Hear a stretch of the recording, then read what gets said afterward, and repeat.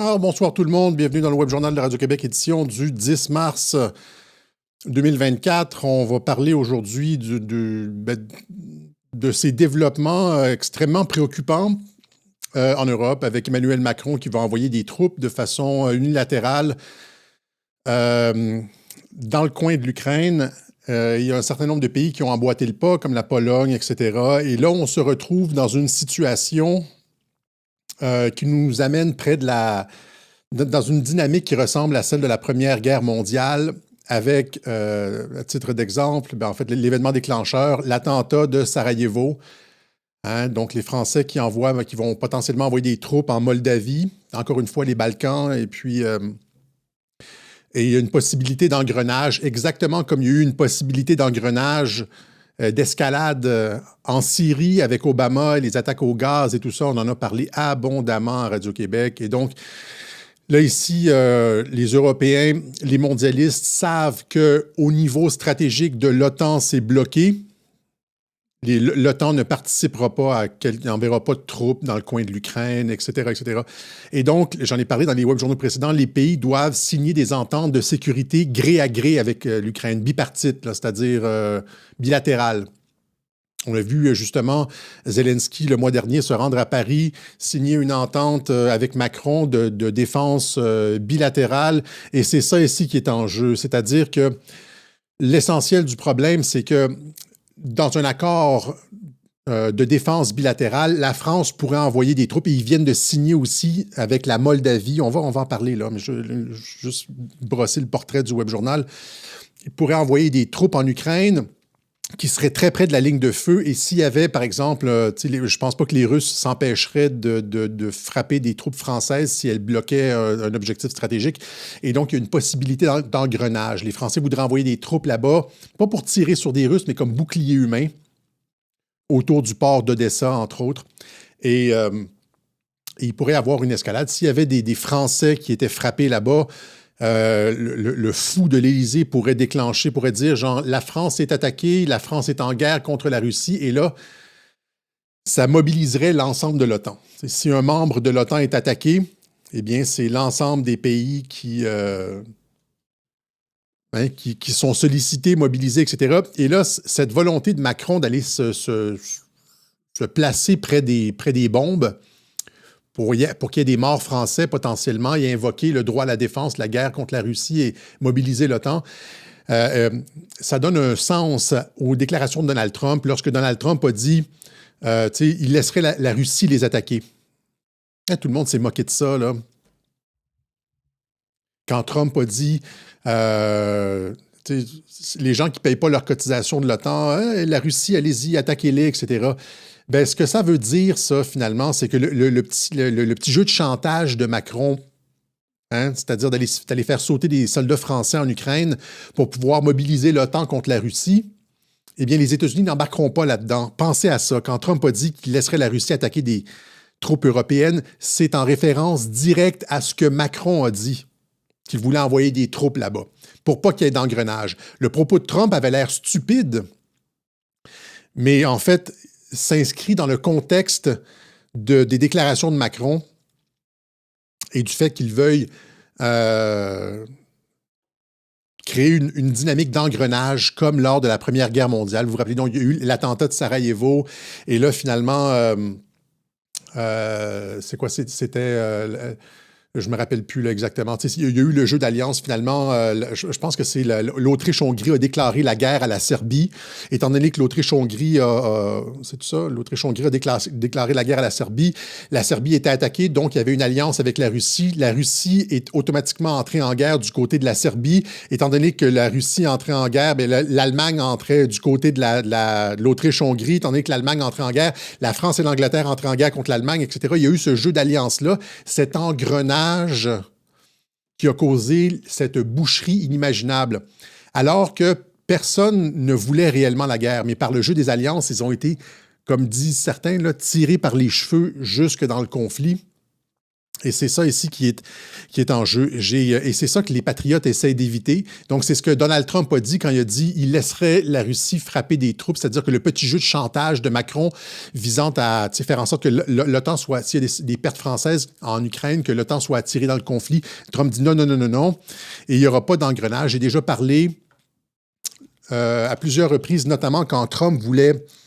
Quand il y avait ces négociations avec l'Iran, rappelez-vous, j'expliquais comment l'État profond essayait d'amener Trump à faire la guerre à l'Iran. Et il avait essayé de différentes façons. Il avait attaqué un paquebot japonais. Il y avait eu les attaques sur la raffinerie saoudi. Il y avait eu ce drone qui avait été frappé en pleine mer Rouge, le drone américain. Trump avait envoyé des bombardiers, il les avait rappelés 10 minutes avant. Et la raison pour laquelle Trump, finalement, n'embarque pas dans ce jeu d'engrenage-là, c'est dans la logique, j'ai tout expliqué ça à des millions de reprises, de la doctrine Kennedy. Kennedy s'est rendu compte à quelque part dans son mandat qu'il y avait le complexe militaro-industriel essayait de l'attirer dans un conflit.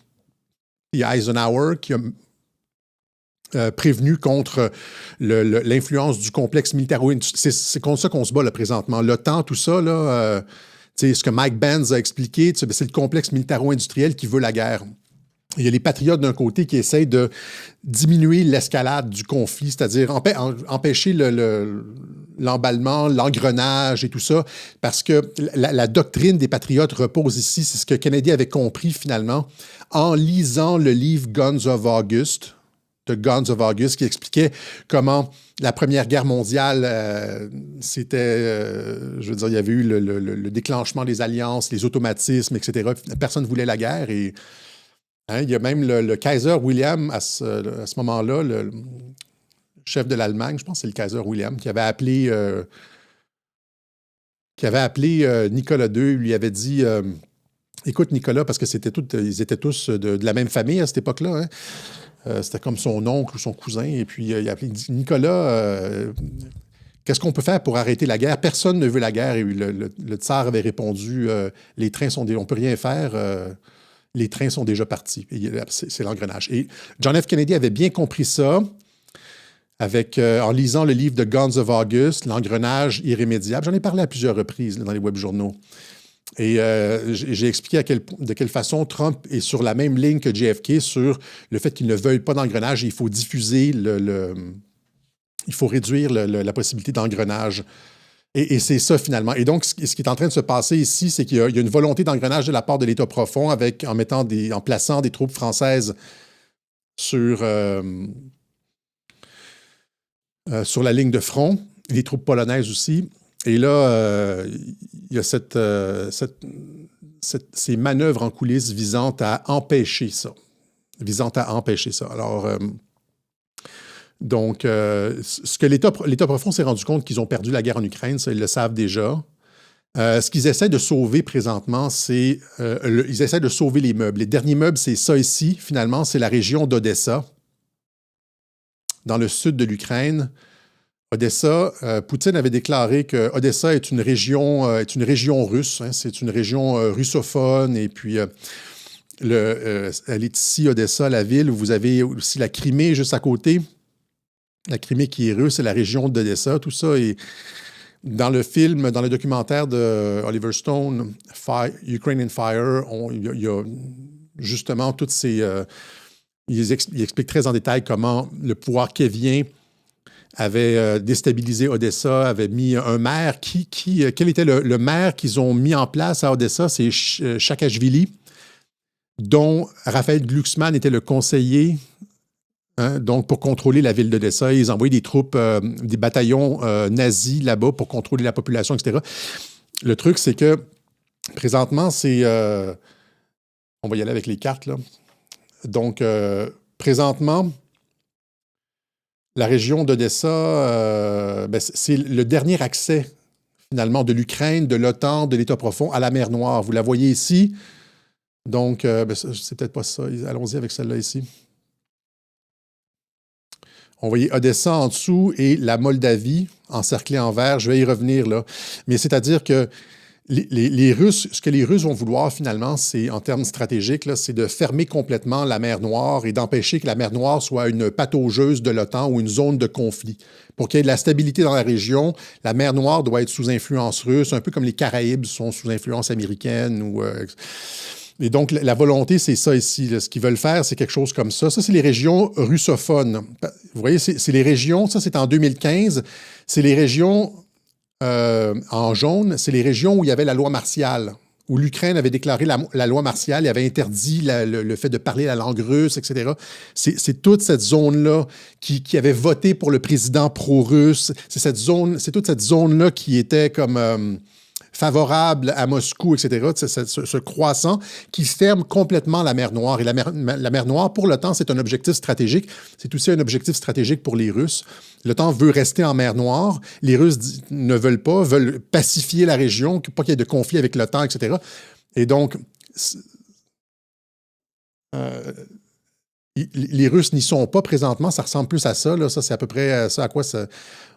c'est aujourd'hui. Vous voyez, Odessa est toujours sous contrôle de Kiev, mais les Russes vont vouloir effectuer la jonction bientôt pour arriver à quelque chose comme ça. Et donc, tout ça pour dire que ce qu'Emmanuel Macron tente de faire, c'est d'envoyer des boucliers humains à Odessa, d'envoyer des troupes françaises à Odessa. Est-ce que j'ai du lag? Est-ce que le son est bon? On va continuer, on va juste... Est-ce que j'ai du lag? Est-ce que le son est bon? J'ai vu que je laguais un peu. Donc, c'est-à-dire qu'ils voudraient envoyer des militaires français, non pas sur la ligne de front, hein, dans le Donbass, mais ils voudraient envoyer des militaires français, par exemple, à Odessa comme des observateurs. Il y a déjà des militaires français sur les territoires européens. Aucun lag, parfait. Il y a déjà des militaires français qui opèrent. Il y en a plein qui meurent dans des frappes russes. Il y a à peu près 1 mois ou 2 mois, il y en a 300 qui sont morts dans une seule frappe russe. Ils ont frappé un QG de force de mercenaires étrangers. Là, il y avait comme quelque chose comme 100 Français ou 200 Français là-dedans. Mais c'est ça, en ayant des troupes officiellement françaises, pas des mercenaires, mais des troupes françaises à Odessa, ça empêche les Russes de bombarder la ville. Mais les Russes ne s'empêcheront pas de bombarder la ville. Et donc, c'est là qu'il y a la possibilité d'escalade et d'avoir une troisième guerre mondiale, etc., etc. Donc, ce que Macron a fait finalement, c'est de signer une entente avec la Moldavie. Hein? Donc, ici, il signe une entente avec la Moldavie. Ici, oups, Le Monde. Maia Sandu, présidente de la Moldavie, il n'y a rien de plus important que d'aider l'Ukraine à gagner cette guerre, nous dit la présidente de la Moldavie. En visite en France, la présidente de la Moldavie, Maia Sandu, a signé jeudi le 7 mars avec le président de la République Emmanuel Macron un accord de coopération de défense qui prévoit notamment l'envoi d'un représentant militaire français sur place. La Moldavie est confrontée à la pression croissante de la Russie. Donc, il avait signé le même genre d'entente avec Zelensky. Et donc, en 1 mois, il signe 2 ententes pour envoyer potentiellement des troupes dans la région. Et là, vous avez la Moldavie ici, donc qui est juste à côté de Odessa. Si vous voyez les aéroports et tout ça, la Moldavie qui est juste à côté, qui touche pratiquement à la ville d'Odessa. Et donc, placer des troupes en Moldavie, ça leur permet d'entrer, de se positionner à Odessa. Et de leur côté, les Russes mobilisent aussi, c'est-à-dire qu'il y a la Moldavie, que vous voyez ici en vert, mais il y a une petite, juste à côté de la Moldavie, il y a une petite section de l'Ukraine qui s'appelle la Transnistrie, qui est elle aussi pro-russe, contrôlée par les Russes, etc. Et la Transnistrie, la semaine dernière ou la semaine d'avant, a déclenché la mobilisation générale de la population. Donc, on voit que ça chauffe dans ce coin-là. Autour de Odessa, les troupes de l'OTAN qui veulent... pas de l'OTAN, pardon. Les troupes françaises qui veulent se rendre en Moldavie, c'est le pied dans la porte, là. Les Russes, de l'autre côté, en Transnistrie, qui mobilisent, qui effectuent la conscription. L'enjeu, c'est Odessa, parce que l'Ukraine a perdu la guerre, mais c'est aussi l'enjeu, c'est Odessa. Donc, c'est pour les Occidentaux, c'est de sauver Odessa. Pas pour les Occidentaux, les mondialistes, c'est de sauver Odessa. Et pour les Russes, c'est de fermer la mer Noire. Et il y a un potentiel d'engrenage comme lors de la Première Guerre mondiale. OK? Alors, c'est ça qui est extrêmement dangereux.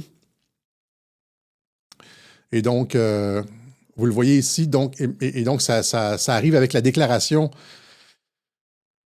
La Moldavie ne fait pas partie de l'OTAN, mais c'est une entente de gré à gré, c'est pas important. Le truc, c'est que je connais pas tous les statuts de l'OTAN, mais s'il y a des troupes françaises qui sont attaquées, par exemple, s'il y a des troupes françaises qui sont utilisées comme boucliers humains à Odessa, tu sais, mettons, tu as un bataillon français, la Légion étrangère se rend à Odessa et ils sont sur les dépôts, ils sont autour des dépôts de munitions, autour du port, etc., là où les Russes frappent.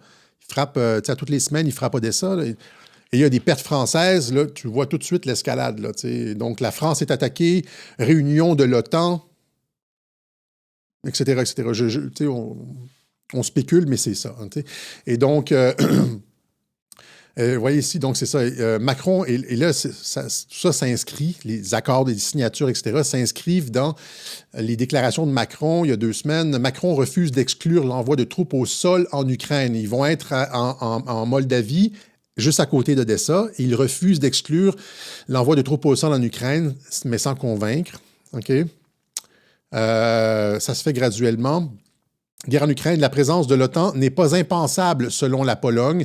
En fait, je ne pense pas que l'OTAN va jamais se retrouver là, sauf que la Pologne pourrait elle aussi envoyer des troupes en Ukraine, notamment... Où est-ce que j'ai la carte? Où est-ce que je l'ai mis la carte? Ah, ici, voilà.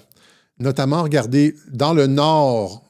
Donc, avec la frontière, avec la Pologne a une frontière avec le Bélarus. Le Bélarus qui est un allié de Vladimir Poutine. Et là, présentement, il y a plein de troupes ukrainiennes qui sont déployées à la frontière contre le Bélarus. Mais si la Pologne allait elle-même mettre ses troupes dans cette région-là, en Ukraine, à la frontière avec le Bélarus, ça pourrait libérer les troupes ukrainiennes de la frontière avec la Bélarus, ça pourrait libérer les troupes ukrainiennes et les envoyer dans le Donbass et aussi faire bloquer un front potentiel d'entrée de la coalition russe en Ukraine. Parce que, rappelez-vous, suite à la chute de Bakhmut, il y a quelques mois, à l'automne dernier, Wagner et Prigojine, tout ça, là, vous vous rappelez ça? Eh bien, où a été redéployé Wagner? Wagner a été redéployé dans le Bélarus. Et donc, ça, c'est un autre front possible. Et encore une fois, il y a une possibilité de choc avec les troupes, les troupes polonaises, escalade, si les Français, les Ukrainiens sont attaqués, etc. Et donc, vous voyez que toute cette histoire-là pue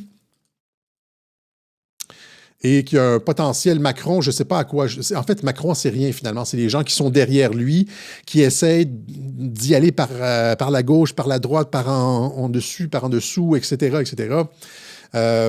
L'OTAN, cependant, encore une fois, contrôlé par les États-Unis, les patriotes, stipule qu'il n'a aucun projet d'envoi de troupes de combat. L'OTAN n'a aucun projet d'envoi de troupes de combat, a indiqué à l'agence France-Presse un responsable de l'Alliance répondant aux propos du président Emmanuel Macron, qui a estimé la veille que cela ne pouvait pas être exclu. L'OTAN et les alliés apportent une aide militaire sans précédent à l'Ukraine. Nous l'avons fait depuis 2014. Okay. Donc, le Canada n'a pas l'intention de déployer des troupes en Ukraine, etc., etc. Mais par exemple, il pourrait y avoir une coalition des volontaires, vous voyez, comme il pourrait y avoir une espèce d'axe France-Pologne, quelque chose, avec la Moldavie et tout ça. Et si ça devient chaud, eh bien là, l'Allemagne rentre là-dedans, et puis, etc., etc. Je sais pas, il se passe quelque chose avec la Suède. Et, la Suède qui vient de devenir membre de l'OTAN voudrait peut-être flexer ses muscles un peu et puis dire la France est attaquée, notre allié. Donc, il faut faire baisser l'escalade. Les propos de Trump à ce sujet-là sont un indicateur. Il y a 2 autres indicateurs que les patriotes tentent de dégonfler la fanfaronnade de Macron, finalement. Il y a ça ici, finalement, alors que Macron annonçait fin février qu'il voulait envoyer des troupes, que ce n'était pas exclu, hein, la porte est ouverte à envoyer des troupes en Ukraine qui viennent de signer avec la Moldavie. On voit la direction de la politique étrangère française. Hein, le Quai d'Orsay est nulle part là-dedans. Le petit séjourné, là, lui, est complètement dépassé physiquement et mentalement par ce qui est en train de se passer. C'est un accessoire. La France a déjà eu comme des- des monstres en politique étrangère, comme Dominique de Villepin. Je pense même Talleyrand était au Quai d'Orsay. Et puis, mais là, maintenant, c'est des microscopiques petits monsieur qui n'ont aucune conception de ce qu'est la politique étrangère et qui disent les Russes nous attaquent informatique, etc. Alors que la politique étrangère, finalement, est gérée. On n'a pas besoin de lui, c'est des figurants, ces gens-là. La politique étrangère est gérée par Macron et plus spécifiquement les gens qui gèrent Macron. Mais donc, il y a cet élément-là. Il y a aussi le fait qu'après les déclarations de Macron, Victoria Nuland a été renvoyée. Donc, Victoria Nuland, qui était l'architecte de tout le projet Ukraine, là, tout le projet de déstabilisation de l'Ukraine, c'est elle qui mettait de l'avant toute la stratégie américaine de ce que Brzezinski avait appelé dans son livre The Grand Chessboard, le grand échiquier. J'aurais dû m'avoir les références sur Brzezinski, pour ceux qui ne le connaissent pas, conseiller à la sécurité nationale de plusieurs présidents, l'architecte de la guerre en Afghanistan, les Moudjahidines et tout ça contre la Russie. Brzezinski avait dit que l'Ukraine était le pivot, finalement, qui contrôlait l'Ukraine, contrôlait l'Eurasie. Brzezinski.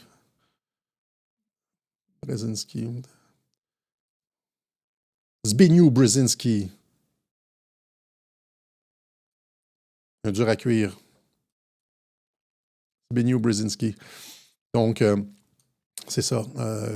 L'Afghanistan, les États-Unis et l'Afghanistan, dans les années 80, pour piéger la Russie, là, tout ça, c'est lui.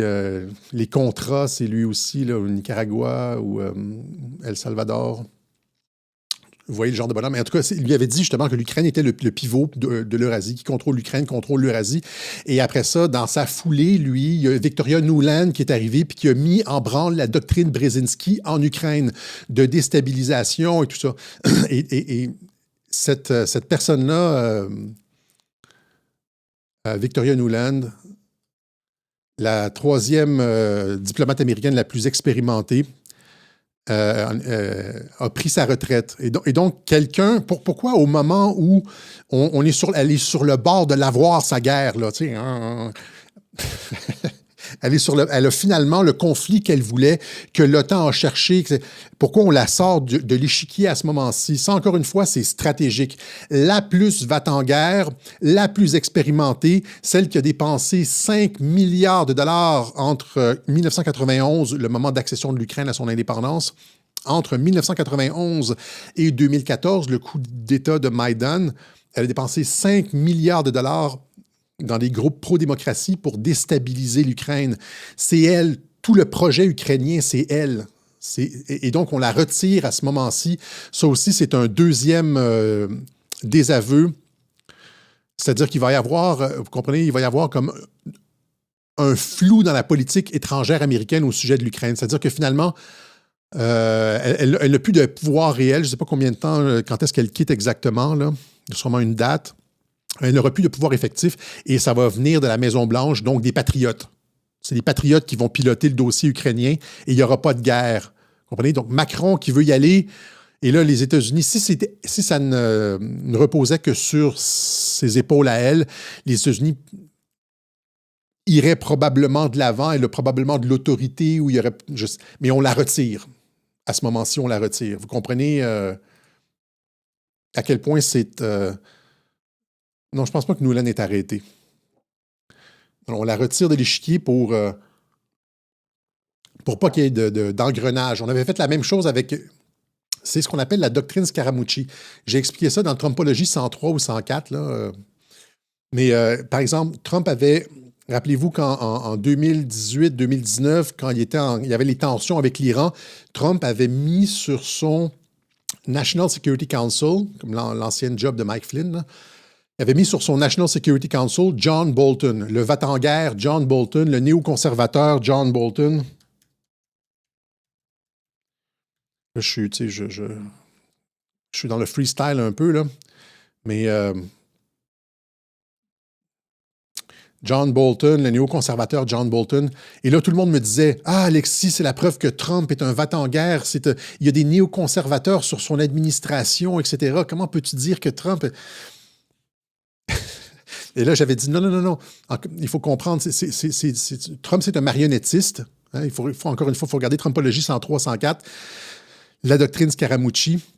Il avait mis John Bolton sur le National Security Council pour faire penser qu'il allait en guerre contre l'Iran, donner un os aux apologistes de la guerre, de l'État profond, etc. Et finalement, au moment où les tensions ont augmenté avec l'Iran, où il y a eu un risque possible de conflit, il a retiré John Bolton et il a mis, je ne me rappelle plus c'est qui, à sa place. Et finalement, il n'y a pas eu de conflit. Donc, quand il voulait montré une posture, faire croire qu'il voulait y aller, il a mis John Bolton, le va-t-en-guerre, néoconservateur, de l'administration Bush, etc. Et finalement, quand ça a failli péter, il a retiré John Bolton. Quand ça a failli éclater avec l'Iran, il a retiré John Bolton, il a mis quelqu'un de beaucoup plus apaisé. Et c'est un peu la même chose avec Victoria Nuland, alors qu'elle est sur le point de... On est sur le point d'entrer en guerre, on retire la va-t-en-guerre et on va mettre quelqu'un de beaucoup plus contrôlable et de moins expérimenté. C'est tout son réseau de contacts. Et là, Victoria Nuland a les numéros de téléphone de tout le monde en Ukraine. Tous les services de renseignement, tout le monde. Okay? Et ça vient aussi avec les déclarations de Bodanov sur l'assassinat de Navalny. Finalement, c'était une mort. Il y a un jeu en coulisses, il y a un jeu de diplomatie en coulisses très, très, très intense qui n'apparaît pas quand on regarde, quand on fait juste regarder l'actualité.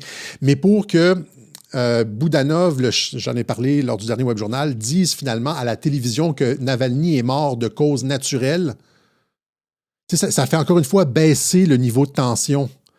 Les va-t-en-guerre veulent y aller. Là. Finalement, le chef du renseignement militaire ukrainien dit non, non, non, c'est pas un assassinat politique, c'est juste une mort naturelle.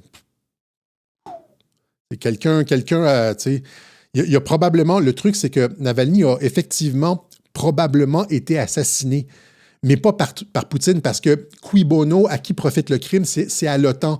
Et donc, l'OTAN avait tout intérêt à assassiner Navalny, Poutine, aucun. Et là, comment tu fais chanter Bodanov? Tu dis, on va révéler finalement que c'est l'OTAN qui l'a fait. On a les preuves, on va vous montrer.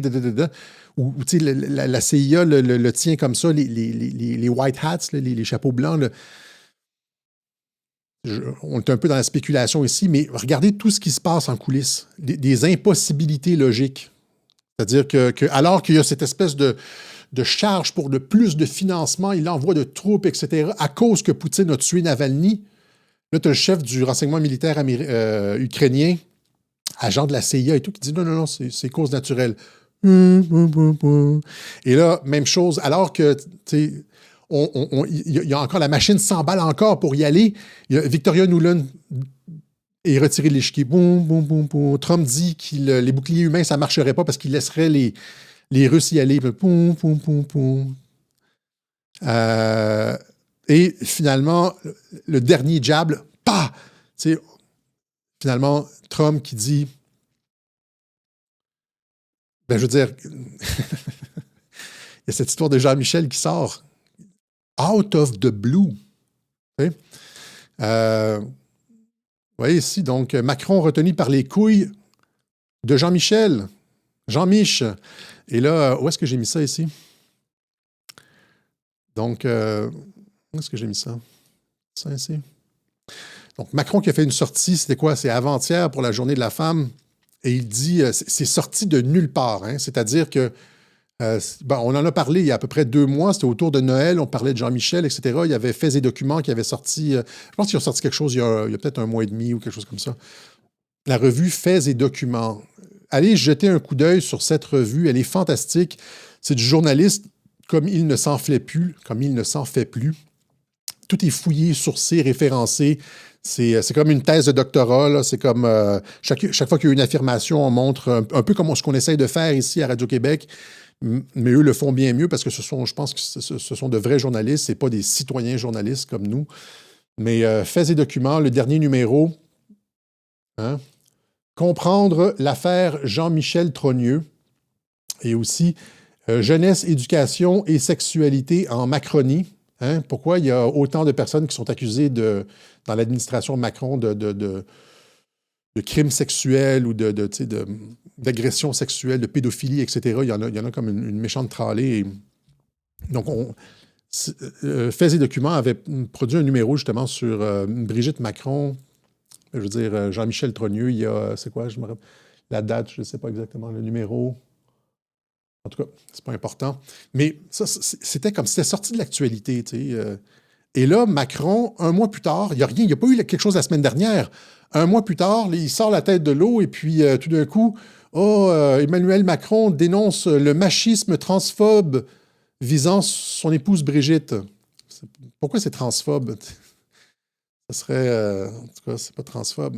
Pourquoi? C'est toi qui dis que c'est transphobe. Mais il fait cette déclaration-là. Hein? Donc, Jean-Michel Trogneux, Libération, toujours à la solde du pouvoir, fake news. Jean-Michel Trogneux, Emmanuel Macron dénonce les scénarios montés qui visent son épouse.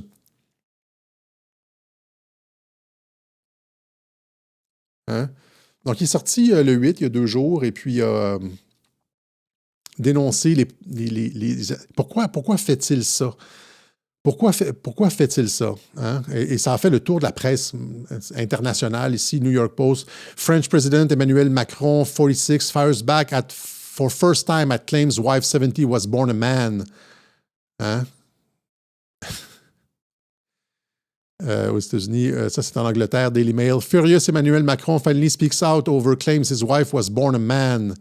French President discusses effect on the couple's intimacy, etc. Donc, Macron qui sort de ses gonds et qui réfute les allégations, mais il n'a rien réfuté en fait, mais il se le dit juste choqué. Et où est-ce que j'avais mis? Je pense qu'il y a une vidéo. J'ai une vidéo à quelque part je l'ai pas mis ici. De l'ensemble de... En fait, ça a fait le tour, ça a fait pas mal le tour du monde. Il y a comme plein de pays qui en ont parlé, c'est-à-dire en Grèce, en Italie, en Albanie, en Russie, en Amérique du Sud. Les gens parlent de Brigitte comme d'une transgenre. Et puis, donc, ça commence à faire des petits. Et là, juste avant de continuer, il y a des gens qui disent, j'ai vu comme argument sur Twitter, des gens qui disaient « Arrêtez de cette histoire de Jean-Michel Trogneux, etc. » Ça n'a aucune importance. Ce qui est important, c'est ce qui se passe à Gaza ou bien les agriculteurs, etc., etc. Bien, c'est vrai qu'en termes, il ne faut pas tomber dans le people, dans c'est-à-dire être comme des paparazzis. Mais là, c'est pas ça ici. Ce qui est en jeu ici, c'est pas ça. C'est la falsification. C'est important parce qu'il s'agit, on s'en fout finalement que c'est une transgenre. Là, je m'en fiche complètement. C'est pas ça, c'est la falsification de l'identité et le fait de la placer au sommet de l'État. Falsification d'identité et le fait de la placer au sommet de l'État en mentant à la population, etc., etc. Et que ça a le potentiel, ça a finalement le potentiel de réveiller les normies, comme on dit. C'est ça la plus-value de cette nouvelle-là. C'est pas que c'est une transgenre, on s'en fiche qu'elle a une queue et puis tout, là. C'est pas ça. Il y en a d'autres, je pense, des transgenres dans le gouvernement Macron, là. J'en ai vu quelques-unes qui sont comme « Ah, quoi? » C'est pas ça. Falsification identitaire, c'est ça. C'est la capacité de l'État profond de falsifier des documents officiels, de créer des identités factices et on nous fait voter sur des identités factices. C'est ça qui est inacceptable. Vous comprenez? C'est-à-dire que ce sont des succès d'années de personnes. Ce sont des... là, on est dans le théâtre absolu, c'est-à-dire que ce ne sont même pas les vraies personnes. On nous fait voter sur des faux noms. Et c'est ça, aux États-Unis, c'est la même chose. Des faux noms avec des fausses identités, des photos retouchées, des faux certificats de naissance. Barack Obama, faux certificat de naissance et tout, ça a été démontré 1000 fois par le juge Arpaio. Et donc, c'est la démocratie elle-même, en fait, qui est touchée ici. C'est-à-dire que si on est capable de créer des identités, c'est-à-dire des présidents et des femmes qui sont complètement factices, eh bien, on fait voter la population sur du faux. On est dans l'ère du faux. On peut faire n'importe quoi. Éventuellement, à l'ère du virtuel, on pourrait faire voter la population sur un président qui n'existe pas. On s'en va vers ça.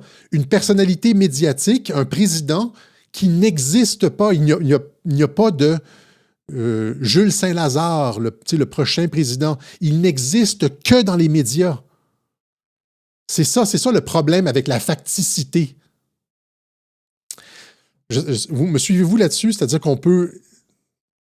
C'est comme Big Brother, là, il n'existe pas Big Brother. C'est pas une personne, là, mais c'est comme le chef suprême. Vous comprenez? Éventuellement, ça va être ça. C'est-à-dire que le chef suprême en Occident va être une personnalité complètement... ou comme dans Iron Man 3, là, le mandarin dans Iron Man 3. Vous vous rappelez ça, ceux qui l'ont vu, là? C'est comme le gros terroriste, etc. Puis finalement, quand Iron Man arrive dans son quartier général, c'est un petit monsieur de rien du tout, avec beaucoup d'écrans, des effets visuels, etc. C'est-à-dire, c'est un gars dans un studio.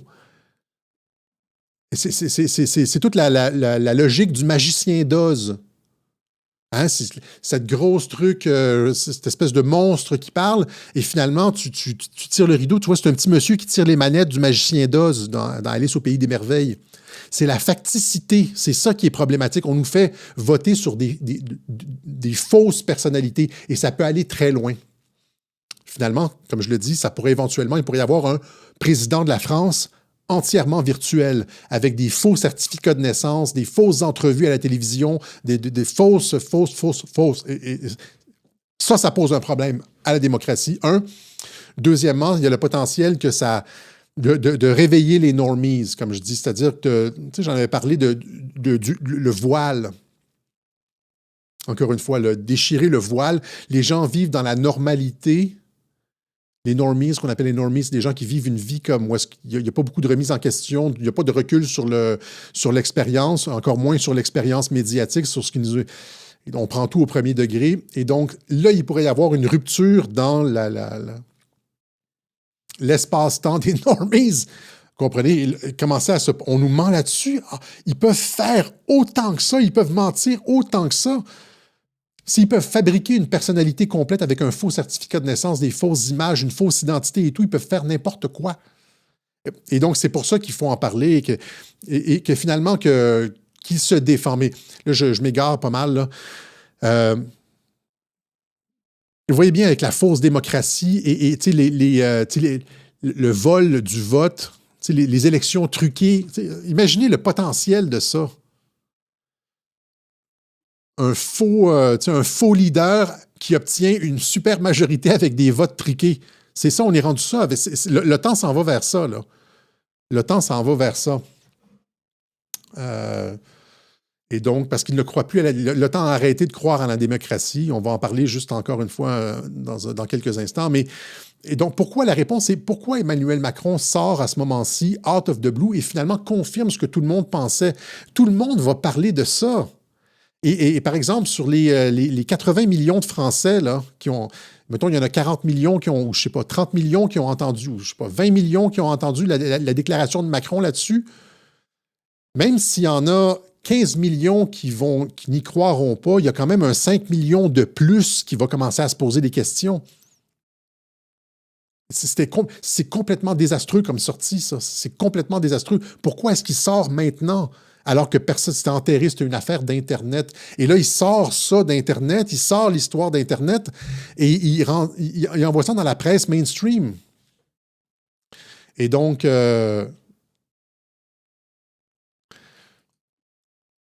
à mon sens, c'est parce que, encore une fois, on le fait chanter. Ce sont les patriotes qui ont dit « on va sortir sur toi ». Si tu continues avec ta petite guerre en Moldavie et ta volonté d'envoyer des troupes en Ukraine qui pourraient créer un engrenage nous menant à la Troisième Guerre mondiale, eh bien, ce qu'on a sur toi, on va le sortir.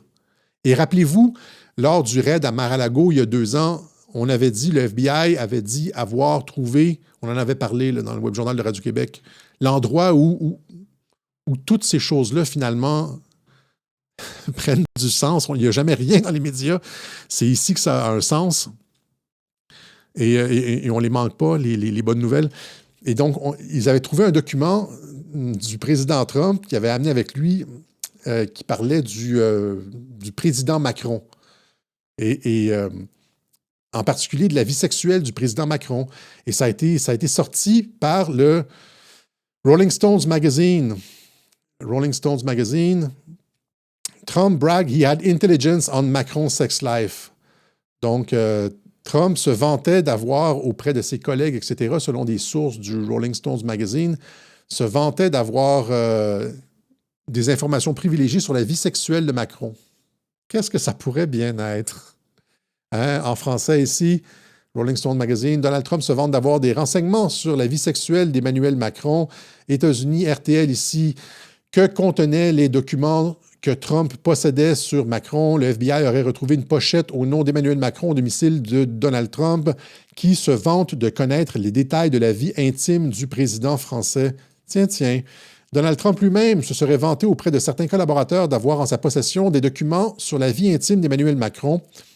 Les documents étant classés top secret, les agents américains n'ont révélé aucune précision sur la nature des informations, mais selon le magazine Rolling Stones, qui cite deux sources distinctes, Donald Trump connaîtrait les détails très intimes sur la vie amoureuse et sexuelle d'Emmanuel Macron. C'est évidemment, ça touche Brigitte directement.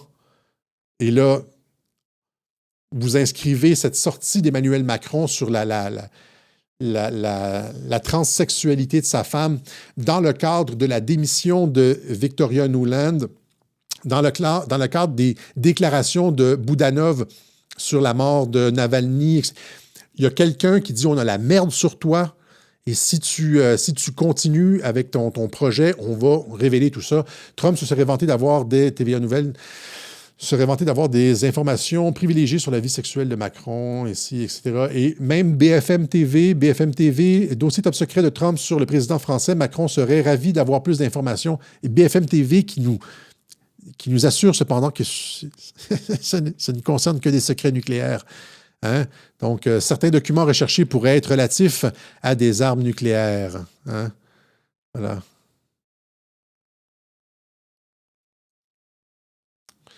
Donc, c'est ça, finalement. C'est ce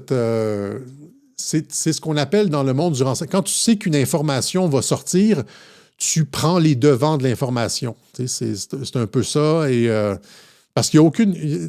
Alors qu'il s'en va en guerre, alors qu'il veut partir en guerre, là, il y a un scandale à l'intérieur de l'Élysée, pas de l'Élysée, de l'Élysée, mais de l'Hexagone, qui pourrait miner sa crédibilité en tant que chef de guerre, miner sa légitimité, son appel du guerrier, etc. Une gigantesque controverse juste avant de partir en guerre, tu veux pas ça. Comme celle-là, là, c'est ça, falsification de documents.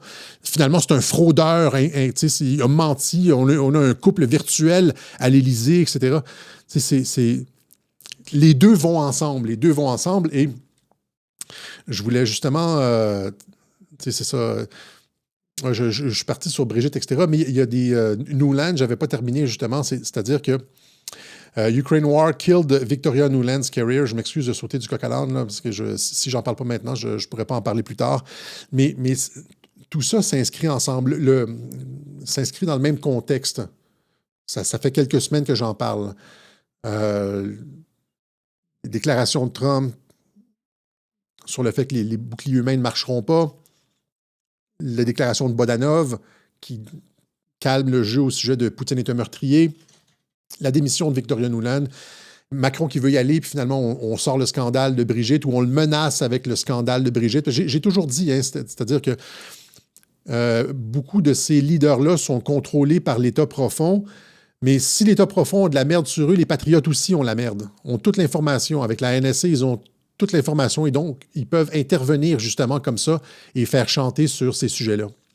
Et c'est la raison pour laquelle je pense qu'encore une fois, il n'y aura pas de Troisième Guerre mondiale parce que tout est fait en coulisses avec les agences de renseignement, les patriotes, l'intelligence militaire, je ne sais pas, c'est quand même assez opaque, mais on voit comme un jeu d'ombre chinoise, on voit qu'est-ce qui se passe là. Il y a des trucs qu'on discerne dans le brouillard de la guerre, qui a comme une force anti-guerre à l'œuvre, anti-guerre à l'œuvre.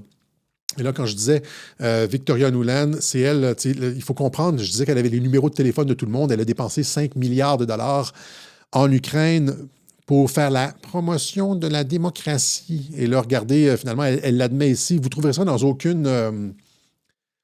média. Il faut vraiment aller trouver...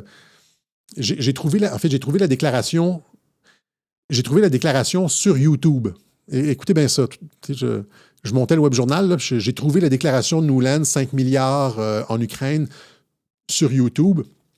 Puis là, c'est une vidéo de, je pense, de 8 ou de 18 minutes, quelque chose comme ça. Puis j'ai dit, c'est trop long, j'ai besoin d'un clip plus court.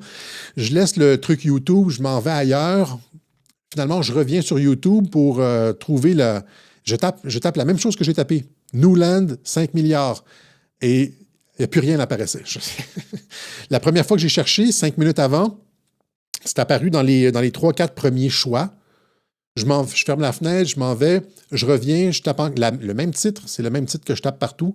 Nuland, 5 milliards, et puis là, plus rien. YouTube avait carrément filtré mes résultats. OK? Donc, ça c'est intéressant, mais je vous montre le clip justement où est-ce qu'elle dit ici. Courage and with enormous personal restraint. Since Ukraine's independence in 1991, the United States has supported Ukrainians as they build democratic skills and institutions, as they promote civic participation and good governance, all of which are preconditions for Ukraine to achieve its European aspirations. We've invested over $5 billion to assist Ukraine in these and other goals. We've invested $5 billion to build democracy in Ukraine. On investit 5 milliards de dollars pour construire la démocratie en Ukraine.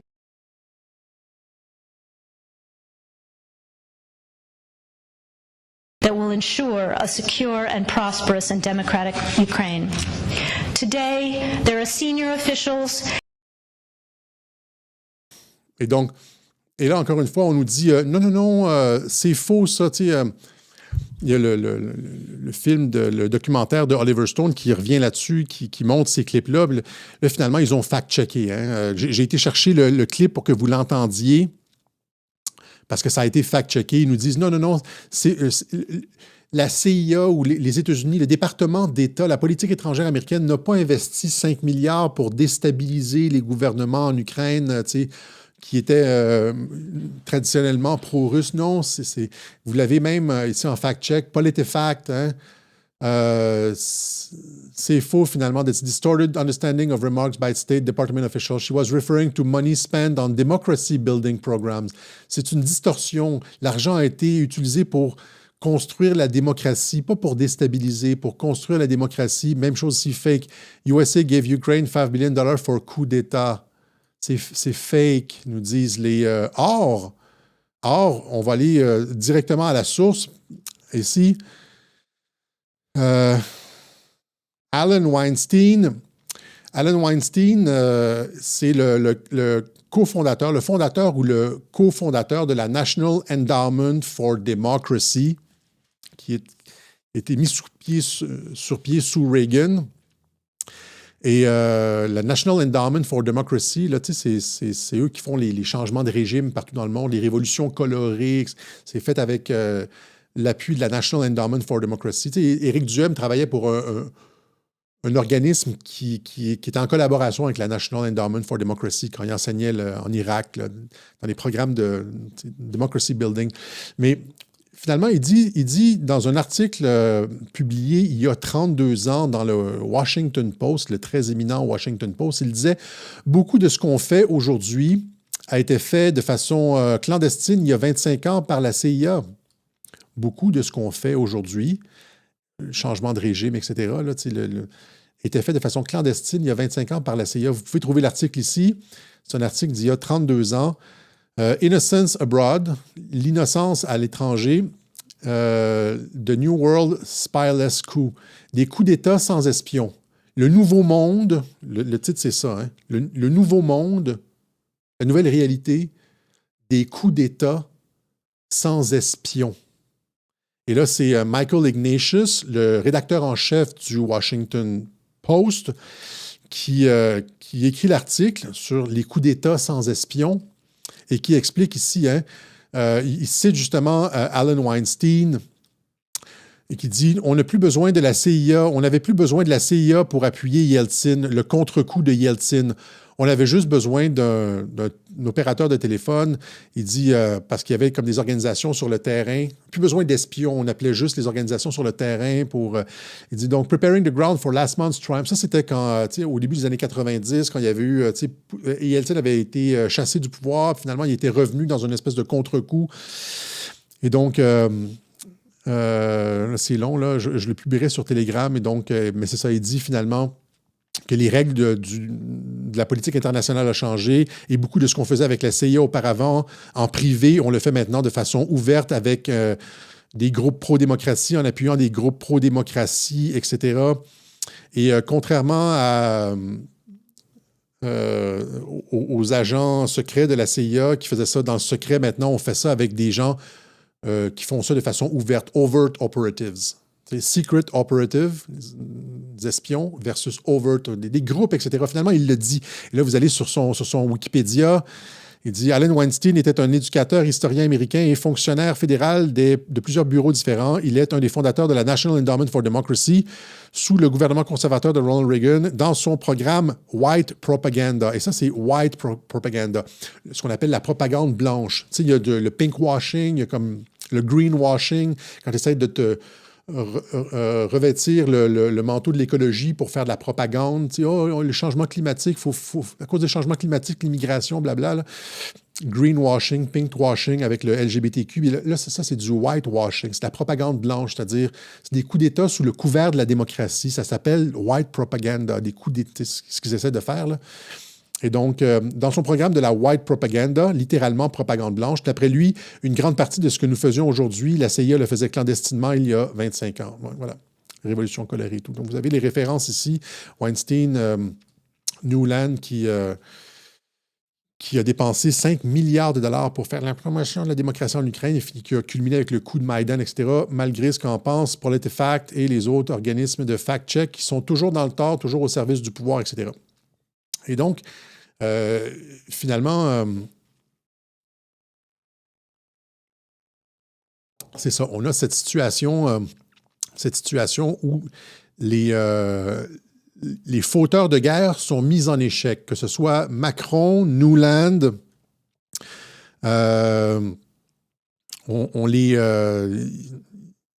ou en Ukraine, ils sont systématiquement mis en échec et le conflit ukrainien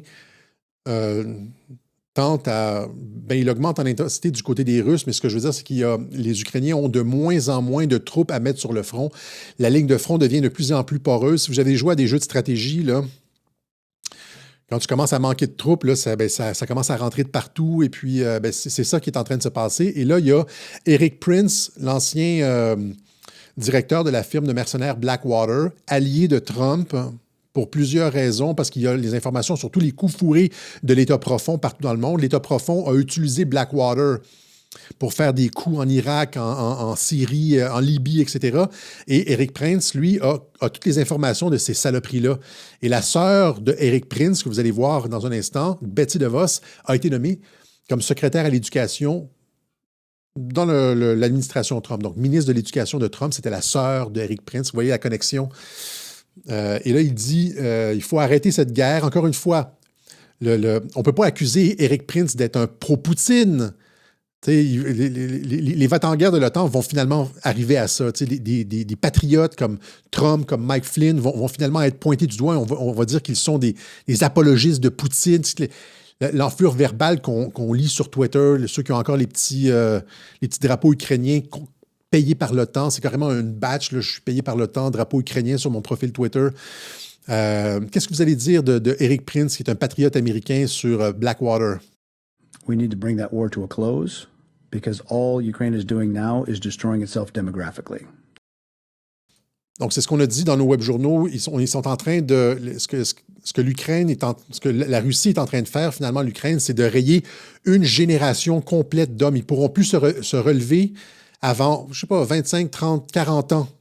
Démographiquement, ils sont en train de perdre une génération d'hommes. Et j'en avais parlé de ça, et il explique ça justement ici. They're chewing up the next generation of manpower that they can't really replace right now. They don't have enough manpower. The Western defense base is pathetic, and you're not going to out-conventional war the Russian bear. And I would say a ugly peace is better than whatever their idea of an ideal war is. Well, what is an ugly peace, though? Meaning, freeze the lines, straighten the lines, let them have Crimea, let them keep Crimea, Donetsk, Luhansk, whatever. They need to. It is not certainly it's not the American taxpayers' obligation to spend another $100 billion in Ukraine when there's been significant corruption and really nothing to show for it. Voilà. Donc, beaucoup de ces sorties comme ça, justement, qui tentent à dégonfler cette tentative d'aller en guerre. Il y a des propos, justement, aussi, j'en avais parlé dans le Web Journal dernier, d'Emmanuel Todd, le sociologue Emmanuel Todd, hein, qui, de plus en plus, commence à comprendre un certain nombre de choses. J'avais parlé de ces intellectuels qui commençaient à réaliser de plus en plus qu'on n'était pas dans la démocratie, qu'on manquait de liberté d'expression, etc. Il y a une prise de conscience au niveau des élites dans je veux dire, en Occident, certains journalistes, on les voit, les propos que j'en parlais la dernière fois, tu sais, je parlais des propos de Karima Birk et d'autres de ces journalistes-là qui commencent à prendre conscience. Mais il y a la même chose chez les intellectuels, on le voit, hein, c'est-à-dire que au début, on est frappé par la propagande. Ah, on va arrêter d'acheter de la vodka russe, on va changer les noms de rues, etc. Puis après, on commence à réfléchir. C'est toujours comme ça. Il y a cet impact de la propagande occidentale et après ça, les personnes intelligentes commencent à réfléchir, sortent du système de propagande et finalement, le système de propagande s'effondre parce qu'il y a juste les idiots qui continuent à le défendre. Et donc ici, Emmanuel Todd sur cet énorme mensonge d'une volonté de la Russie, après l'Ukraine, d'envahir le reste de l'Europe pour plusieurs raisons. Et on va juste montrer ça ici. Est-ce que c'est ici ou c'est ici? Regardez, juste pour montrer l'aspect complètement ridicule de ça, seulement qu'en regardant les cartes. Regardez les cartes ici. Ça ici, c'est 7 jours après, en 2022, c'est le 1er mars ou le 2 mars 2022. 7 jours après l'entrée des troupes russes en Ukraine. 7 jours après. Day 7. Kiev est déjà pratiquement encerclé. Et ils sont partout. Kharkov est dans le nord aussi, est pratiquement encerclé, etc., etc. Et là, un mois plus tard, c'est encore pire que ça. La capitale Kiev était encerclée, Kharkov, ils étaient partout dans le nord, etc. Et là, tout d'un coup, il y a eu cette signature, il y a eu l'espèce d'accord avec l'Ukraine, et puis ils ont retiré les troupes de partout dans le nord. Si l'intention de la Russie, c'était d'envahir, je veux dire, s'il y avait une politique expansionniste, il n'aurait jamais retiré les troupes autour de Kiev. Si l'objectif, c'est de continuer vers l'Europe, puis tout ça, pourquoi ils ont retiré les troupes de Kiev et ils se sont concentrés finalement que sur le Donbass? Là, ici, la ligne de contact, c'est juste sur le Donbass, c'est en rouge, là. Ils ont complètement retiré leurs troupes de Kiev et ils se sont concentrés sur les régions autonomes seulement. Juste en regardant les cartes, tu comprends qu'il n'y a pas de velléité expansionniste. N'importe qui, comme le dit Emmanuel Todd, n'importe qui lit des textes, qui regarde des cartes, comprend ça, mais ils ne sont pas là-dedans parce qu'ils sont juste dans la propagande, le pablum médiatique pour le consommateur de news moyen. Ils savent que le consommateur de news moyen ne regardera pas la différence entre les cartes comme ça. Pourquoi ils ont ramené toutes les troupes, ils ont laissé la capitale, puis se sont concentrés seulement sur la zone de contact du Donbass pour montrer que c'était ça leur objectif. Et ça fait 2 ans qu'il le dit, c'est ça notre objectif. On n'a pas de visée vers Kiev, on n'a pas de visée vers... ce sont les Occidentaux qui veulent la guerre. Hein? Donc, Emmanuel Todd... La Russie était un pays dont la population croissait très vite, qui était prête à sacrifier des hommes. C'est ce qu'elle a fait pendant la Deuxième Guerre mondiale. Soit dit en passant, elle nous a sauvés en faisant ça, bien que ça ait été le stalinisme. Maintenant, la doctrine militaire russe a changé. Ils disent, si on regarde les masses démographiques et militaires, on est tout à fait inférieur à l'OTAN. Il est une agression ou une attaque de l'Ouest par la Russie est tout à fait exclue. La doctrine militaire russe, elle est purement défensive. Mais j'espère que nos gouvernants sont au courant ou à jour sur la doctrine militaire russe actuelle. La doctrine militaire russe actuelle dit que, compte tenu de la supériorité en masse d'hommes, de démographie, etc., des pays de l'OTAN, si le territoire, si la nation et l'État russe sont menacés, nous nous autorisons à des premières frappes nucléaires tactiques. Voilà. Donc en fait, quand on est confronté à une doctrine qui est en fait d'une telle clarté et qui est tellement évidemment défensive, je veux dire toutes ces visions d'une Russie qui veut envahir l'Europe, mais je veux dire on se demande si on est gouverné par des gens qui sont sérieux, qui savent lire, qui travaillent, qui regardent des données. Je veux dire, qui compulsent un peu les statistiques démographiques mondiales, qui regardent l'évolution de la population russe. Je veux dire, pour dire que la Russie va envahir le monde, il faut être, je ne sais pas, dérangé. Dérangé, c'est exact. Il faut être dérangé. Mais c'est ça. Et donc, mais ce qu'ils veulent finalement, c'est plus de budget militaire pour continuer la guerre parce qu'ils ne veulent pas perdre en Ukraine. Si on a juste à regarder, en fait, regardez ici, là, pour montrer l'importance de l'Ukraine. Regardez ça ici. Ça, c'est les dépenses en 2022. L'aide américaine. L'aide militaire, financière et humanitaire américaine. Ukraine versus Israël, Éthiopie, Afghanistan, Yémen, Égypte, Jordanie, etc. Oui. À quel point l'Ukraine est importante parce qu'il y a tout, avec les 12 bases de la CIA, les laboratoires biologiques, etc. C'est le Waterloo de l'État profond. Et c'est la fin, la perte, le fait de perdre la guerre en Ukraine signifie la fin de l'OTAN, comme ils le disent ici. Newland. Ça, non. Hein? Europe must be ready for US to quit NATO, diplomat warns. Hein. L'Europe doit se préparer au retrait américain de l'OTAN. Sans les Américains, il n'y a plus d'OTAN. C'est pas juste un retrait, c'est-à-dire qu'il va falloir reconfigurer complètement les rapports, la sécurité en Europe.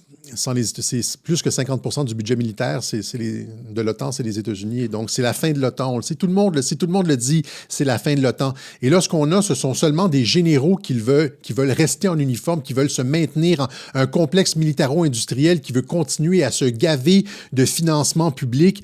Et ça m'a fait penser, finalement, ça me fait penser à une scène de ce film-là. Un vieux film, La bataille des Ardennes avec Henry Fonda. Et il y a une scène dans le film où l'officier SS, qui, je pense qu'il joue en tout cas, un officier SS qui est à la tête de l'offensive des Ardennes, Joachim Peiper, et on lui dit finalement, il y a quelqu'un qui lui dit, je ne me rappelle plus c'est quoi, il dit, on ne peut pas gagner la guerre est perdue, alors pourquoi continuer à se battre? Et lui, il dit finalement, l'important, c'est pas de gagner la guerre, c'est de rester en uniforme le plus longtemps. C'est ce qu'il dit finalement dans le film. Il dit, l'important, c'est pas de gagner la guerre, c'est que la guerre continue et c'est de rester en uniforme le plus longtemps. Et c'est ça on a cette impression-là avec l'OTAN, que l'objectif, c'est comme un animal ou une cellule ou un organisme qui essaie juste qui a peur, hein, qui essaie juste de se maintenir en vie, qui voit ses ressources diminuer, qui est en train de mourir. C'est un organisme qui a peur et qui est en train de mourir et finalement qui pourrait attirer le monde, attirer dans sa chute le monde avec lui, finalement. Et c'est ce qu'on essaie d'éviter, justement, éviter la logique de l'engrenage comme JFK avec Guns of August, etc., etc. Et donc, c'est ça, on nous dit... on va terminer là-dessus, justement.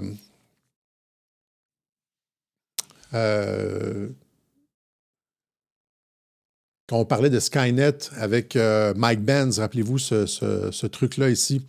eh bien, vous l'avez... finalement, ce qui est dangereux pour nous, c'est que l'OTAN se retourne contre les populations, finalement, devienne un impérium qui a le mépris de la démocratie, parce que présentement, l'OTAN cible directement les partis populistes comme l'AfD en Allemagne, le parti de Geert Wilders en Hollande, le Rassemblement national de Marine Le Pen en France, etc. Comment est-ce qu'une alliance militaire peut s'ingérer dans la politique comme ça? Il est supposé avoir une séparation entre la politique et le militaire. Mais là, ce qu'on voit, c'est que le militaire est utilisé comme outil des mondialistes qui ne veulent pas perdre le pouvoir. Tu sais, il y a les patriotes qui sont en train de triompher et les mondialistes ne veulent pas perdre le pouvoir et utilisent les outils de la justice. On le voit aux États-Unis, le FBI, le SCRS, la DGSI, les services de renseignement, la politique étrangère et les militaires comme des outils de la domination de l'État profond pour torpiller le monde de paix des patriotes qui s'en vient. On voit ici donc des informations anti-Ukraine. Parasite l'UE à quelques mois des élections, un article du Journal de Montréal. Et là, on trouve finalement, dans cet article-là, exactement tout ce que Mike Benz a expliqué, tout ce qu'on a traité dans le Web Journal. On ne compte plus les publications diffusées par des comptes pro-russes sur Facebook, X ou TikTok. Tu sais, c'est comme, genre, nous maintenant, nous autres, on est anti-guerre. Là, si t'es anti-guerre, t'es pro-russe sur TikTok. Si tu as une réflexion critique sur le conflit, que ça n'a pas d'allure comme Eric Prince ou Emmanuel Todd, t'es flagué pro-russe. Là. On est rendu là dans ce niveau de désinformation-là, là, à la Big Brother. Hein? Donc, on ne compte plus les rappelez-vous l'article de Tristan Péloquin qui disait que je recevais de la propagande du Kremlin sans jamais donner de preuves ou quoi que ce soit. Et donc, qui décrivent les réfugiés ukrainiens comme des criminels ou prétendent que les responsables de Kiev détournent l'aide occidentale pour s'offrir des yachts. Ça, c'est avéré, ça, le fait qu'ils détournent l'argent occidental pour s'acheter des yachts. Et lorsque vous exagérez le risque que représentent les immigrants ukrainiens, vous renforcez les partis anti-immigration, souligne cet expert. Tu sais, les partis, c'est-à-dire les partis nationalistes, tu sais, qui veulent des frontières, pas les partis mondialistes, les partis qui veulent remettre de la frontière. Pour lui, la propagande russe, pour lui, sans propagande russe, les partis dirigés par Marine Le Pen, Geert Wilders, Robert Fico en Slovaquie, etc., auraient des résultats électoraux inférieurs. Donc, c'est l'influence russe, comme avec Trump, l'ingérence russe au profit de Trump, mais là, c'est au profit de Le Pen, Geert Wilders, etc. Et donc, finalement, l'OTAN se retourne contre des partis politiques. C'est ce qu'on a expliqué. Parce que c'est ce qu'on a expliqué depuis 3-4 webjournaux. C'est juste que je suis sidéré de voir ça par écrit. On était, il y avait le propos de Mike Benz, puis après ça, on a montré comme certains cas, mais c'était encore théorique. Là, on le voit, ils l'écrivent, c'est exactement ça qu'on a décrit dans Skynet Activated et les autres webjournaux qui ont suivi. Vous l'avez ici, d'où tout ça émane. Dans les pays les plus proches du conflit, les comptes qui accusent des réfugiés à tort de siphonner les aides sociales au détriment de la population. Ouais. C'est-à-dire, si tu dis, ouais, ben comme les 500 000 Ukrainiens qu'on a pris, ça nous coûte. Il y a des itinérants chez nous, et puis on n'a pas d'argent pour les itinérants. Pour ça, les enfants n'ont pas d'argent. Les fournitures scolaires, blablabla. On donne tout à l'immigration, comme aux États-Unis. Tu es flagué contre pro-Poutine. T'sais. Donc, l'objectif, affaiblir la détermination de l'Union européenne à soutenir l'Ukraine. L'objectif de ceux qui critiquent, là, c'est d'affaiblir la détermination de l'Union européenne à soutenir l'Ukraine. D'où est-ce que ça vient, ça, la détermination de... Hey, c'est supposé partir du peuple. C'est le peuple qui est souverain. C'est pas genre les apparatchiks du pouvoir à Bruxelles ou à l'OTAN là, qui décident c'est quoi la détermination de l'Union européenne. C'est supposé être basé sur la volonté des peuples.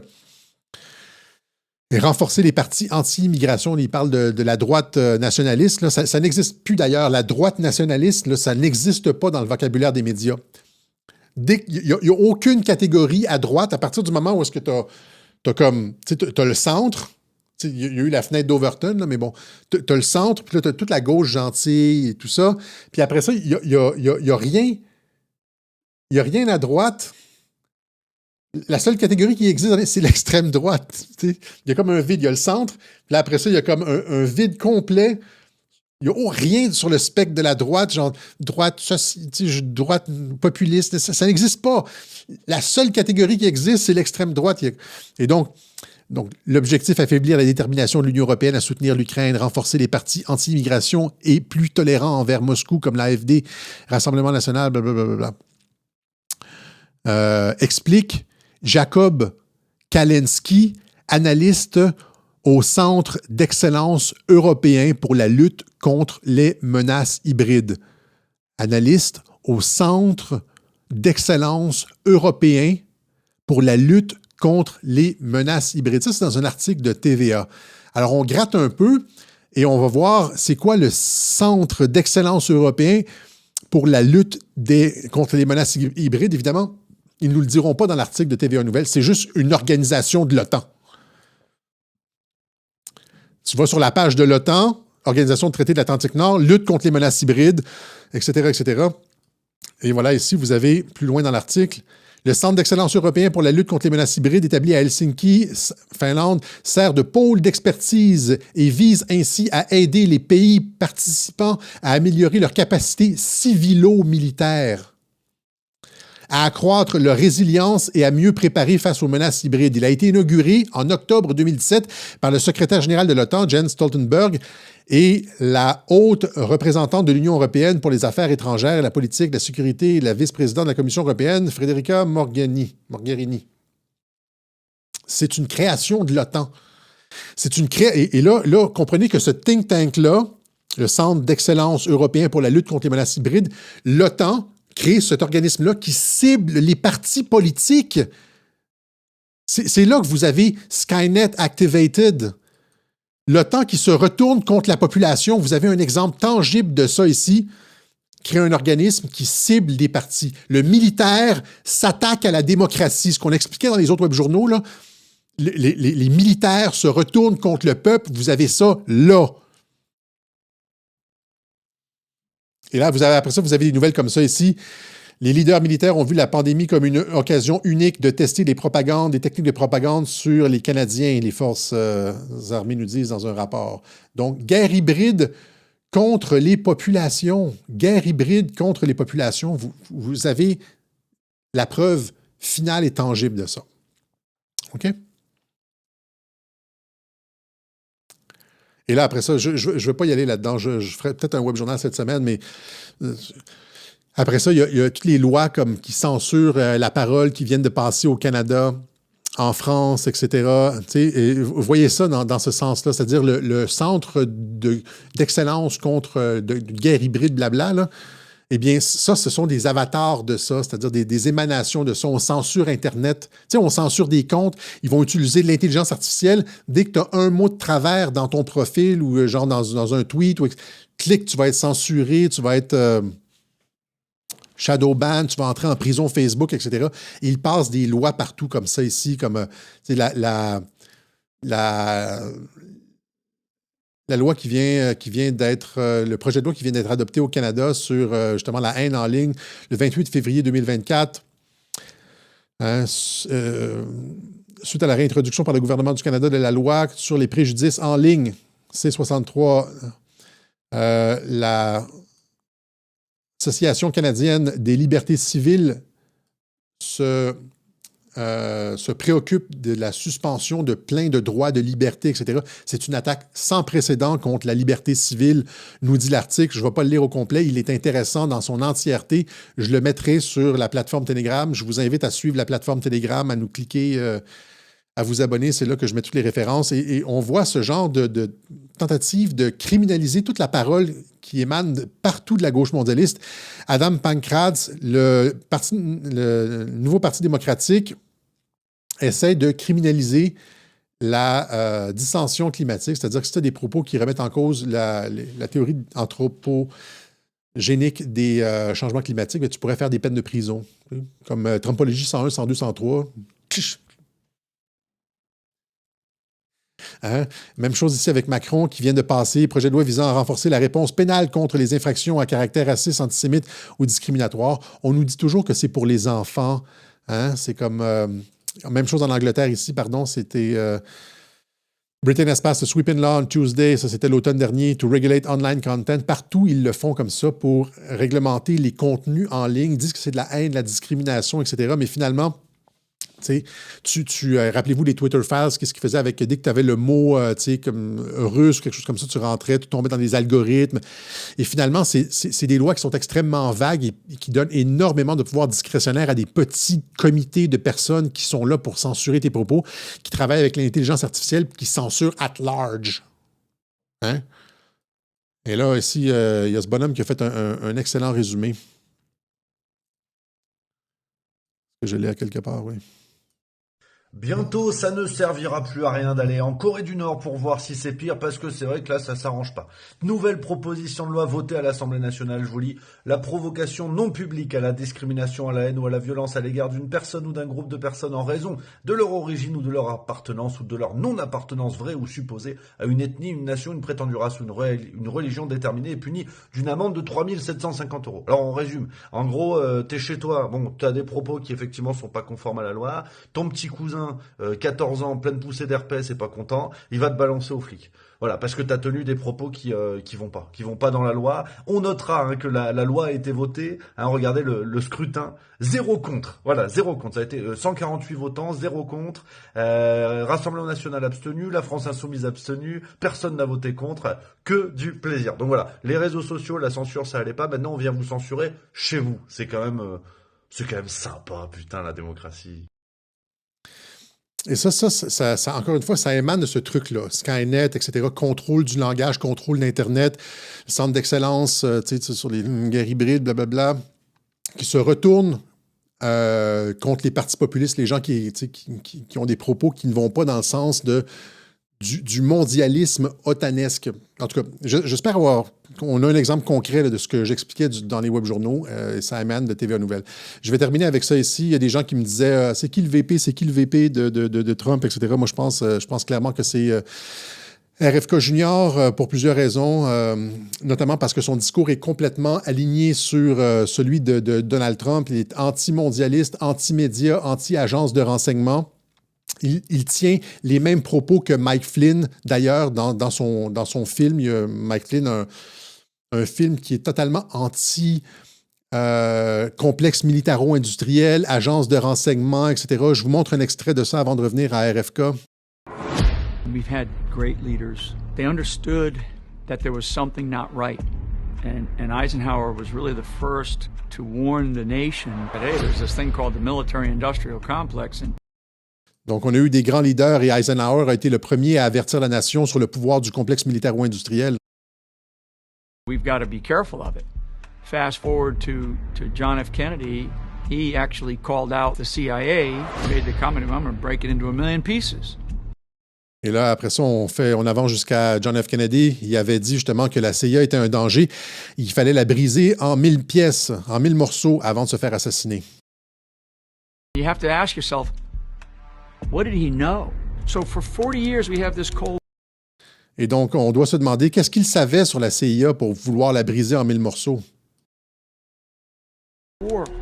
Giant programs that are being built. But that Cold War, it gave rise to the things that President Eisenhower and President Kennedy warned us about.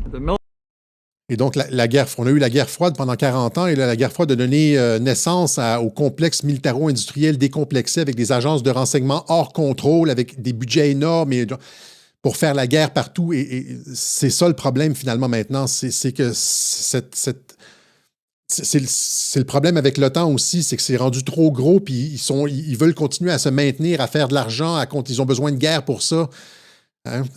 Donc, il va exactement dans le sens de ce qu'on explique à Radio-Québec et dans le sens de ce que Robert Francis Kennedy explique lui aussi. Military-industrial complex, the intelligence services at the time, we now know in Kennedy's assassination, we're part of his demise. It's like, how did we ever get here?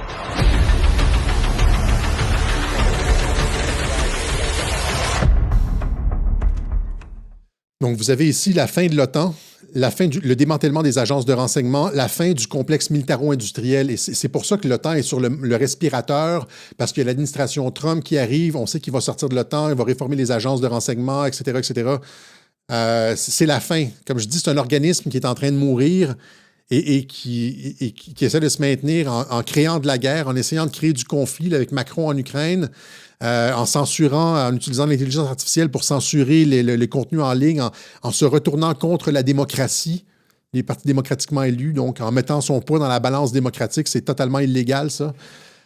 Mais les patriotes sont à la manœuvre et ont eu eux aussi les renseignements et empêchent le conflit mondial de se produire. Le conflit mondial où l'engrenage souhaité par l'OTAN et le complexe militaro-industriel, ben, on met du sable dans l'engrenage. C'est ce que les patriotes font depuis plusieurs mois maintenant. Okay? Et donc, RFK, je voulais juste mentionner, c'est ça, qu'ils sont tellement compatibles que ça serait inconcevable qu'ils disparaissent dans la brume. Je le vois après,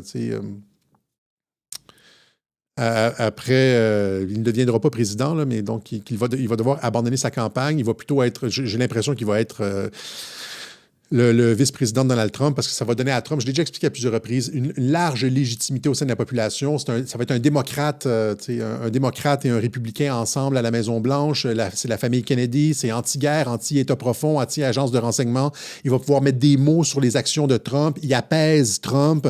Tu peux pas avoir des radicaux du Parti républicain avec Trump. Il faut plutôt avoir quelqu'un qui modère Trump. C'est ce que Trump avait fait à l'époque avec Pence. Il avait pris quelqu'un qui modérait son image de super libéral auprès des gens plus catholiques du Parti républicain. Et donc, je vais juste terminer là-dessus, c'est que, encore une fois, c'est comme des ombres chinoises. Il y a tellement de sites pro-Trump qui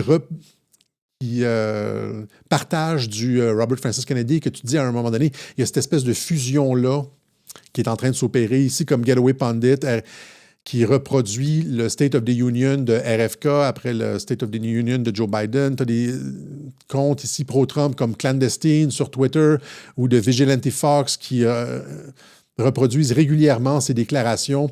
Ici, c'est RFK qui s'en prend à la tentative des démocrates d'enlever Trump sur les bulletins de vote, avec les juges qui disent qu'il est inéligible, etc. Donc, repris par Vigilante Fox, et là, tu as RFK qui retweet du Vigilante Fox. Il y a cette espèce d'imbrication entre les comptes pro-Trump et Kennedy qui est en train de se passer, là. Cette espèce de mariage, si on pourrait dire. Voyez? Et Mike Flynn ici qui le retweet encore une fois. Hein? Donc, même affaire ici. Robert Francis Kennedy, the CIA was building spy base in Ukraine along with Russian border au sujet des bases, les 12 bases de la CIA en Ukraine. Et là, tu as Mike Flynn qui le retweet. Et là, rappelez-vous le clip que je viens de jouer de Mike Flynn du complexe militaro-industriel qui rejoint complètement ce que RFK dit. Avec la critique des médias, etc. Même chose ici. Et là, c'est un appel direct de Mike Flynn cette semaine qui dit, honnêtement, Robert Francis Kennedy Jr., vous devriez mettre un terme à votre campagne et vous joindre à Donald Trump. Alors là, vous avez l'appel officiel cette semaine, etc., etc. Ça serait complètement ridicule que ça ne se passe pas. Il y a juste des bonnes choses qui peuvent se passer avec ça. D'autant plus que RFK Jr. a été... non seulement il a le même agenda que Donald Trump, mais il a été rendre visite à Donald Trump en 2017 à la Trump Tower. Il a été mis sur un comité de vaccins. OK, on va arrêter. Et oui, évidemment, il dit non. Il dit non. Il ne peut pas dire oui, je vais être VP de Trump. Il est en campagne présidentielle. Il n'est pas en train de. Il n'a pas mis un terme à sa campagne. Tant qu'il est en campagne et présidentielle, c'est non. Par définition, il applique pour un job. J'applique pour un job. Je vais être président, mais je vais être VP. Non, je vais être président. C'est la même chose avec Michelle Obama. Présentement, il y a Joe Biden qui est là. Tu ne peux pas dire « je veux la job de Joe Biden ». Joe Biden n'a pas démissionné. Sinon, c'est un coup, puis ça paraît très, très mal. Ouais? Donc, c'est chaque chose en son temps en politique. Il y a Trump aussi qui avait dit non.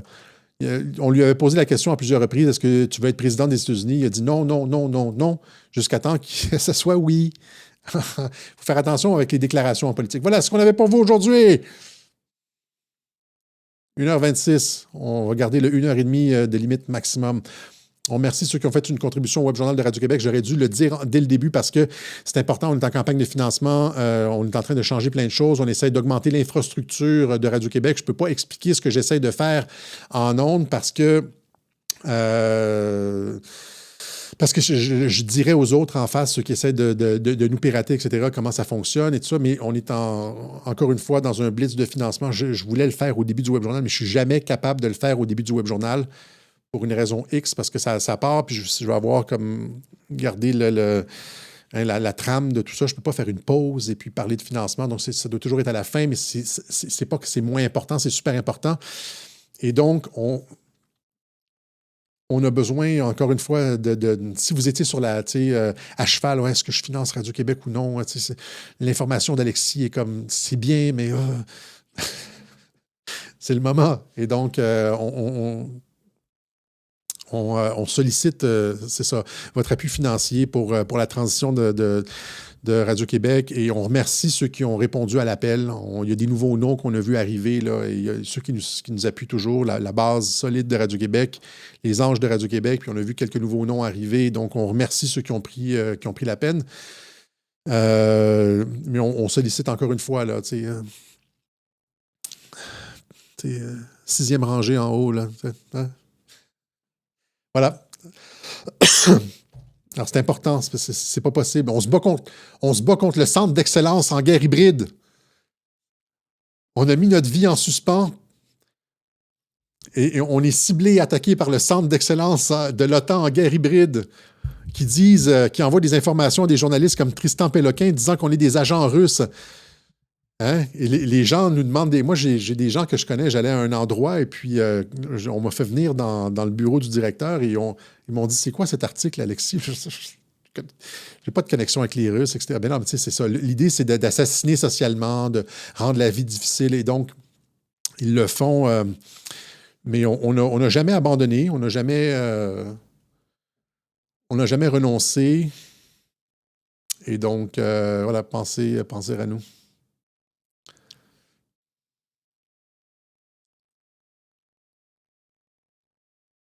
Biden, on s'en fout si c'est un clone ou s'il y a un masque, on s'en fout. L'important, c'est qu'il resigne les ordres exécutifs que Trump lui demande de signer. Il a l'air d'avoir eu un facelift. Si vous regardez c'est très facilement vérifiable. Ça, on est certain, là. Mais, parce que tu regardes les photos de Biden sous Obama, il y a des lobes d'oreilles comme ça, là. Puis maintenant, il n'y a plus de lobe d'oreille. C'est fusionné comme ça avec le... C'est comme ça, là. Donc, il y a eu un facelift, c'est clair. Maintenant, les masques, souvent, moi, je vois des vidéos de masques passer. Regarde, un pli sur... Et moi, j'ai perdu du poids en 2020, puis j'ai comme un peu de peau lousse. Là, j'espère que ça va s'améliorer, mais en tout cas... Mais, tu sais, regarde, j'ai des lignes ici, puis si je fais, des fois, je fais des trucs comme ça avec ma tête, puis c'est comme, il y a comme un pli, là, il y a comme... je me regarde dans le miroir, puis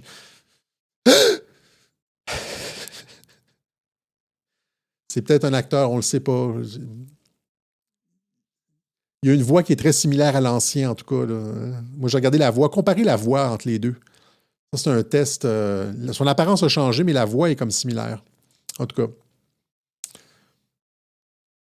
J'ai pas la peau lisse exactement. J'ai ça ici, puis OK, assez de cosmétiques. Parce que évidemment, ça me préoccupe avant d'entrer en onde tout le temps. Je me dis, qu'est-ce que je dois faire? Voilà, OK. C'est quoi? 1h30!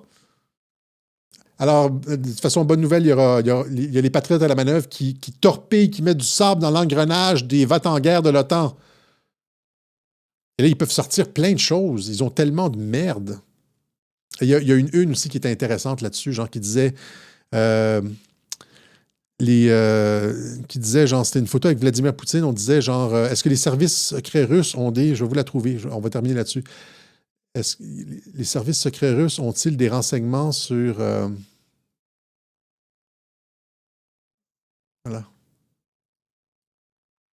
Poutine a-t-il des vidéos sexuelles d'hommes politiques allemands? Ben, c'est possible qu'il les ait. C'est possible que les services secrets allemands aient c'est plutôt ça. C'est comme ça qu'on fait chanter les politiciens. C'est comme ça qu'on... hein? Donc, si les services de renseignement allemands ont des vidéos sur leurs politiciens pour les contrôler, ou les services comme des vidéos à la Jeffrey Epstein, ben, c'est possible que les Russes les aient aussi, puis c'est possible que les Américains les aient. À partir du moment où est-ce que tu es un dépravé, là, c'est ça. Tout le monde te contrôle. OK? Donc, c'est comme ça qu'on fait chanter des politiciens. C'est possible que, comme le Mossad aux États-Unis ou la CIA ou whatever. OK? Voilà. Alors, merci encore une fois à ceux qui nous permettent de faire la transition. Et on se donne rendez-vous peut-être cette semaine, sinon dimanche prochain pour une autre édition du Web Journal de Radio-Québec. Salut.